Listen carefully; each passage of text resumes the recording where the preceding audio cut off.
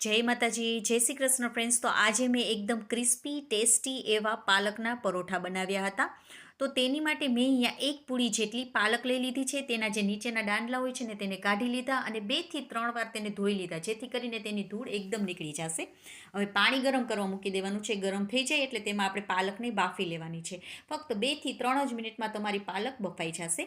તો તેને આપણે આવી રીતે નિતારીને લઈ લેવાની છે. હવે તેને એકદમ એવી આપણે ઠંડી પડવા દેવાની છે. ઠંડી પડી જાય ને પછી આપણે તેને એક મિક્સર જારમાં લઈ લઈશું. સાથે મેં અહીંયા થોડું લીલું લસણ, લીલા મરચાં અને આદુનો કટકો લીધો છે. લીલું લસણ નાખવાથી તેનો ટેસ્ટ બહુ સરસ આવે છે, પણ લીલું લસણ ના હોય તો તમે એની જગ્યાએ સૂકું લસણ પણ લઈ શકો છો અથવા સ્કીપ પણ કરી શકો છો. હવે તેની આપણે પાણી બિલકુલ નાખ્યા વગર જ તેની પેસ્ટ બનાવી લેવાની છે. હવે તે થઈ જાય એટલે હવે 1/2 કપ જેટલો મેં અહીંયા ઘઉંનો લોટ લઈ લીધો છે. હવે જરૂર મુજબ આપણે તેમાં મીઠું નાખી દઈશું. સાથે 2 ચમચી ભરીને સફેદ તલ નાખી દઈશું.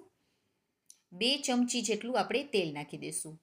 હવે બધાને પહેલાં આપણે મિક્સ કરી લેવાનું છે. મિક્સ થઈ જાય ને એટલે પછી આપણે જે પાલકની પેસ્ટ બનાવેલી છે તે બધી આમાં નાખી દઈશું અને તેનાથી પહેલાં લોટ બાંધીશું અને જરૂર લાગશે તો જ આપણે થોડું થોડું પાણી ઉમેરી દઈશું. ઘણીવાર બધા એવું કરતા હોય છે કે કાચી પાલકની પેસ્ટ બનાવીને નાખતા હોય છે, તો તેનો ટેસ્ટ ઘણીવાર બધાને ખૂબ પસંદ નથી આવતો. પણ જો તમે આવી રીતે બાફીને નાખશો ને તો તેનો ટેસ્ટ પણ સરસ આવશે અને બધાને મજા પણ આવશે ખાવાની. હવે આપણે થોડું થોડું પાણી એડ કરતા જઈશું અને તેનો આપણે રોટલી કરતાં થોડો કઠણ લોટ બાંધીશું. મીન્સ કે આપણે જે પરોઠાનો લોટ બાંધતા હોય ને તેવો લોટ આપણે બાંધી લેવાનો છે.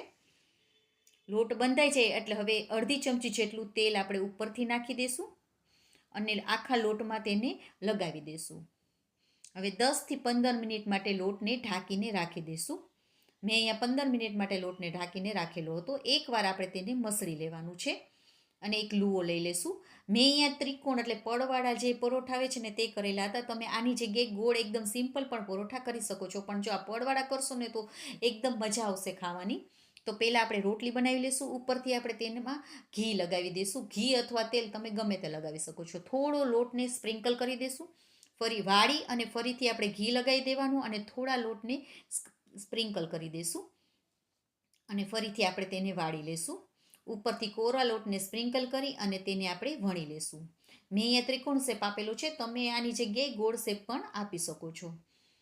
હવે તવીને પણ આપણે ગરમ કરવા મૂકી દેવાની. તવી ગરમ થઈ જાય એટલે ગેસની ફ્લેમને પહેલાં ધીમી કરી નાખવાની છે અને પછી એક સાઈડથી શેકાઈ જાય ને એટલે ફેરવી નાખી બંને સાઈડ ઘી અથવા તેલ લગાવી દેવાનું છે અને બંને સાઈડ ઘી અને અથવા તેલ લગાવાઈ જાય ને પછી ગેસની ફ્લેમને આપણે મીડિયમ કરી લેવાની અને પછી આપણે આને શેકવાનું છે પરોઠુંની. તો તમારું આ પરોઠું એકદમ એવું ક્રિસ્પી બનશે.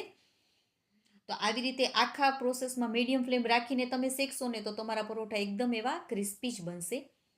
તો આવી રીતે તમારે જ્યારે પણ બધા જમવા બેસે ને ત્યારે ગરમા ગરમ પીરસવાના, બધાને ખૂબ જ પસંદ આવશે અને એકદમ ક્રિસ્પી એવા બને છે. તમે આને દહીં, ચા, અથાણા અથવા શાક સાથે ખાઈ શકો છો. બધાને ખૂબ જ પસંદ આવશે. અને જો તમને મારી રેસીપી ગમી હોય તો લાઈક અને સબસ્ક્રાઈબ કરવાનું ના ભૂલશો. ઓકે ફ્રેન્ડ્સ, બાય, જય માતાજી.